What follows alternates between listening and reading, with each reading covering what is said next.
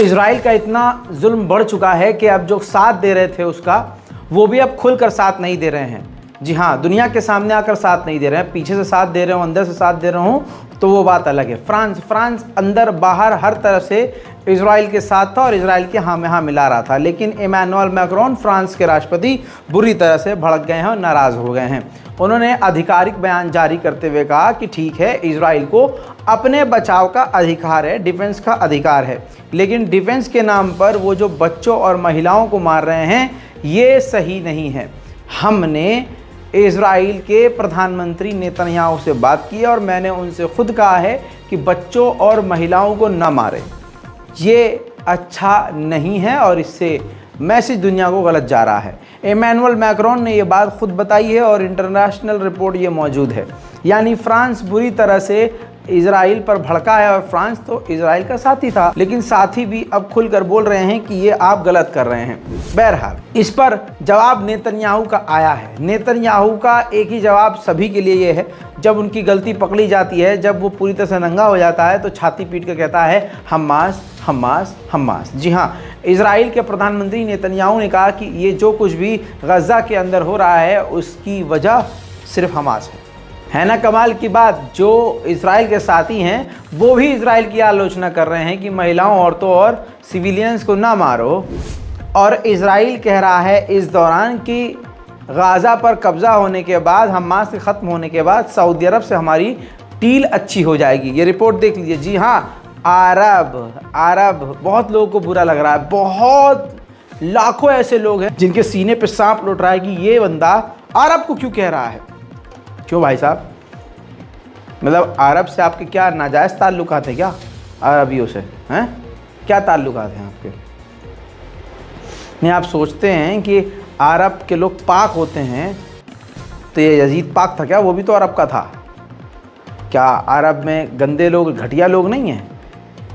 ये कौन सा सर्टिफिकेट दे दिया आपने उनको भाई कि अगर अरब के हैं तो वो कितने भी गलत हो जाएं वो रहेंगे हमारे लिए नौजुबिल्ला कुरान की तरह? वे जाहिलो, अरब की सरकार की आलोचना करता हूँ, अरब की सरजमीन की नहीं। Educate yourself.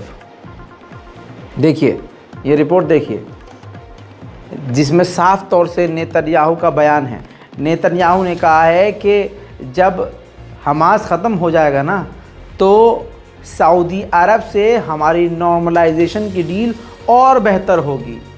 यानी ये जो हमास है ये एक बड़ा रोड़ा है और इसी की वजह से अरब देश नॉर्मलाइजेशन नहीं कर रहे हैं इजराइल से।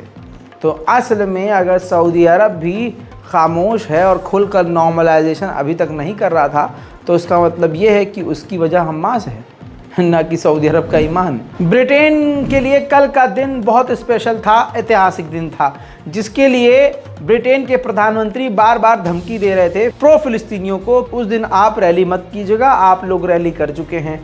उस दिन जो है हम प्रदर्शन करेंगे और हमारे लोग प्रदर्शन करेंगे। इतिहास से जुड़ा हुआ ये हमारा प्रदर्शन है।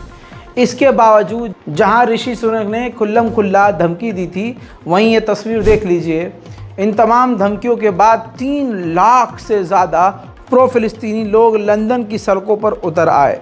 लंदन में चारों तरफ ये ड्रोन फुटेज देख लीजिए। ये कीड़े मकोड़े नहीं मेरी जान, ये लोग हैं जो फिलिस्तीन के समर्थन में सड़कों पर उतरे हुए हैं। जी हाँ, ऋषि सुनक की भारी भरकम धमकियों के बाद, गिरफ्तारी की धमकियों के बाद, जुर्माने की धमकियों के बाद भी फिलिस्तीन के समर्थक सड़कों पर हैं। मेरे दोस्तों, यमन के लड़ाकों ने MQ-9 रेपर अमेरिका का खतरनाक ड्रोन मार गिराया। यह आपको पता ही है। इसके बदले में फिर इतना बौखला गया अमेरिका और इतनी नाक कटी अमेरिका की कि अब पूरे यमन के अंदर इंटरनेट को बंद कर दिया गया है। जी हाँ, वहाँ किसी भी सैटेलाइट का नेटवर्क मौजूद नहीं है। पूरी तरह से इंटरनेट वहाँ बंद हो गया है।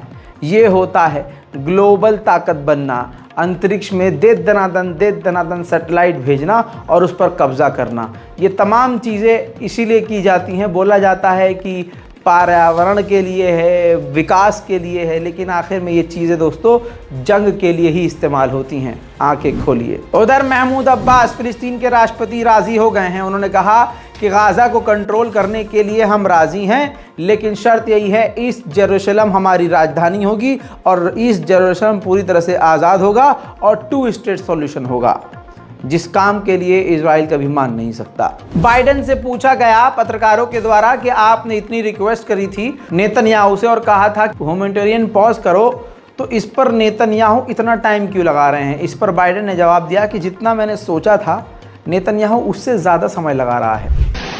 Did you ask for a 3-day pause to Netanyahu?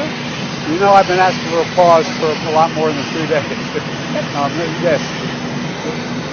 Did you ask him to pause for 3 days to get the hostages out for that Yes. length of time? I've asked for even a longer pause for some of it. Mr. President, are you frustrated with Prime Minister Netanyahu that he has not listened more to some of the things you have asked him to do?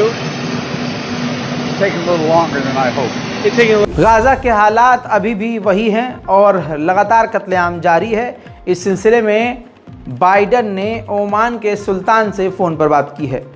हकीकत ऐसा लग रहा है हमको कि जब ये ख़बर मिलती है मुझे कि बाइडेन ने इस अरब देश से बात करी और नेतन्याहू ने इस अरब देश से बात की, तो मुझे पर्सनली ऐसा फील होता है कि ये लोग उस अरब देश के नेता को मनाते हैं कि अरे यार मारने दो यार, अरे यार हम तुमसे तेल महंगा ले लेंगे, अरे हम आपको हथियार देंगे, सिक्योरिटी गारंटी देंगे, बस हमें गज़ा को ख़त्म करने दो, आप कुछ मत बोलिएगा, शांत बैठिए, हम आपके साथ हैं, आपके साथ इकोनॉमी डील करेंगे, नॉर्मलाइजेशन करेंगे, सब चीज़ हम पे भरोसा करो, super power, we are super power brother, don't worry.